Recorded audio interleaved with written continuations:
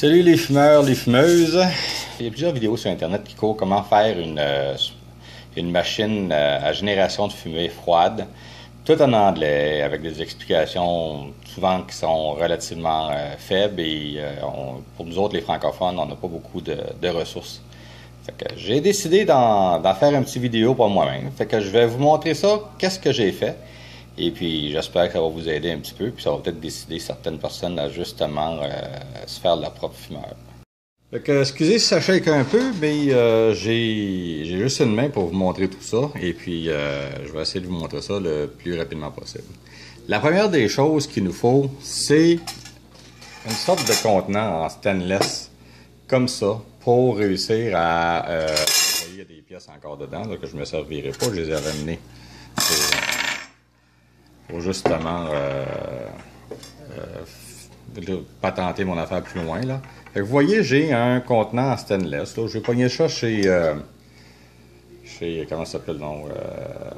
Meyran à Montréal. Là, ils vendent des équipements là, pour la cuisine pas cher. Ça m'a coûté, je pense, une affaire comme au total une quinzaine de piastres pour le couvert, comme ça, et le plat. Le plat, je crois, c'est un 2 litres environ. C'est ce qu'on peut lire là. 2 quarters. C'est ça. C'est une sorte. Il y avait pas ça, les autres, c'est un bain-marie.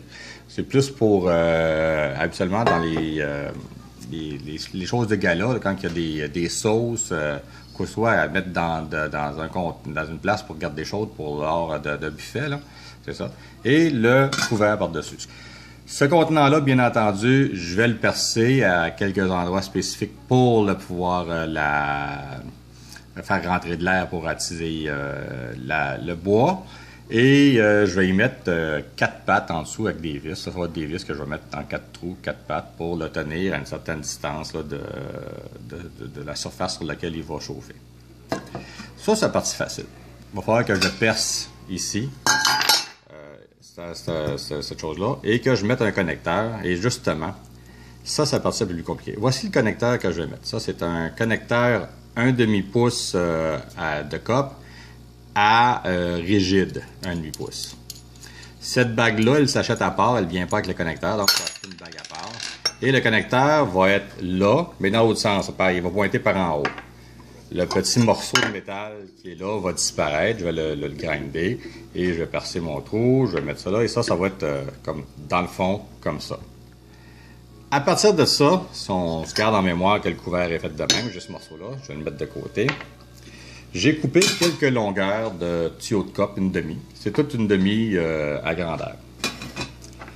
Ces morceaux de cope-là, le plus petit va venir sur le dessus du connecteur. Bien entendu, là, c'est ça vite, c'est pas encore soudé. Sur le dessus de ce demi-là, je vais mettre monter. Bon, ça fait du bruit, excusez. Monter. Une fois que monter est assemblé, une partie plus longue va venir ici. Et l'autre partie va venir... Oups, je ne vous l'ai pas montré. Il y a une partie qui va être ici, la partie un peu plus courte que là. Et l'autre partie va être ici, un peu plus longue. Je ne la mets pas tout de suite lui parce que j'ai besoin de vous montrer quelque chose d'autre avant. Toi. J'ai besoin aussi d'un petit connecteur comme ça. Ça, c'est un adaptateur pour l'eau qui va dans vers les valves, les valves un quart de tour là, pour apporter l'eau froide vers un frigo. Ça, c'est l'adaptateur pour un demi valve à frigo. Ça rentre dans le petit tuyau comme ça, facilement. Bougez pas, regarde là, je vais le faire à l'envers. Pas évident là, à le tenir, à une seule main, et voilà. Je rentre le morceau de même ici, et voilà. Comme vous voyez, il est bien rentré. C'est sûr et certain que je vais avoir besoin de souder tout le tour. Donc, je vais sortir un ou deux filets, et je vais faire un peu de soudure pour que ce soit bien airtight, là, pour pas qu'il y ait de l'air qui rentre dedans. Comme je vous disais, je vais assembler la totalité. Ne bougez pas. Et voilà. Tout est assemblé, sauf une petite dernière affaire.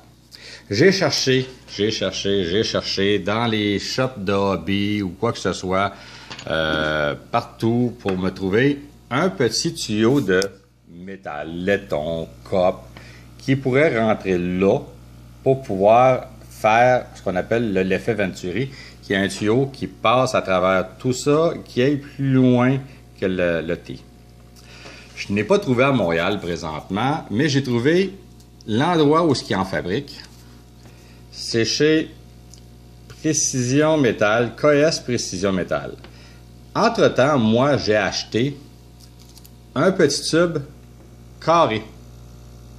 Le petit tube carré, il fit, vous voyez là, il fit là-dedans. C'est certain qu'il va falloir que je mette beaucoup. Le tube rentre, ça, il continue et il dépasse environ jusque-là, dans mon tuyau qu'il y a là. Si on regarde, je vais le ressortir là. Vous allez voir la longueur. Si on va là, vous voyez, il dépasse environ jusque-là. Donc si je le rentre là, je vais tout le coucher, comme ça il ne tombera pas. Si je le re-rentre à sa place, le petit bout de tuyau, et voilà, mon système là, il est là, et tout est là. J'ai déjà un petit compresseur de branché, puis lui, il est double, fait que j'ai mis un jumeleur que je peux contrôler en même temps la pression par les deux petits boutons qu'il y a là, qui sortent sur le système. Fait que lui, c'est un compresseur que j'avais déjà. J'ai déjà eu un aquarium. J'avais ça après aussi. Fait que j'ai récupéré. Un compresseur, celui-là, c'est un 200, un Marina 200.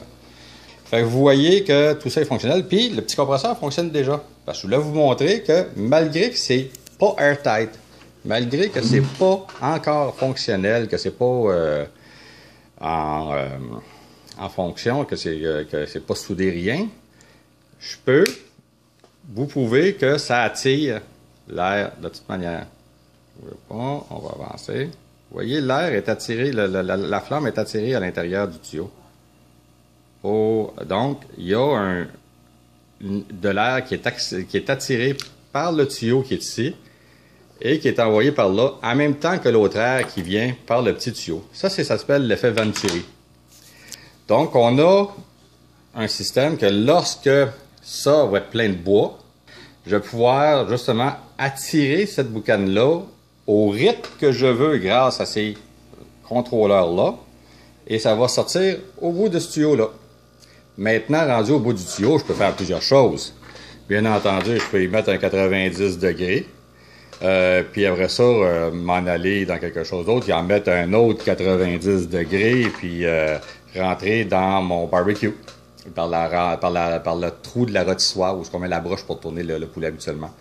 Je pourrais fumer à froid dans mon barbecue. Ou bien entendu, je peux l'envoyer directement dans mon fumoir que j'ai, un Master Chief au propane.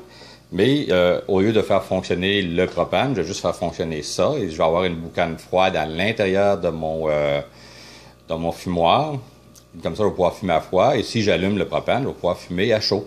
On va avoir les deux qui vont fonctionner en même temps. Je peux mettre aussi, bien entendu, des copeaux dans le barbecue, dans le fumoir à chaud et avoir cette machine-là en même temps qui fonctionne. Fait que vous voyez que c'est pas très complexe.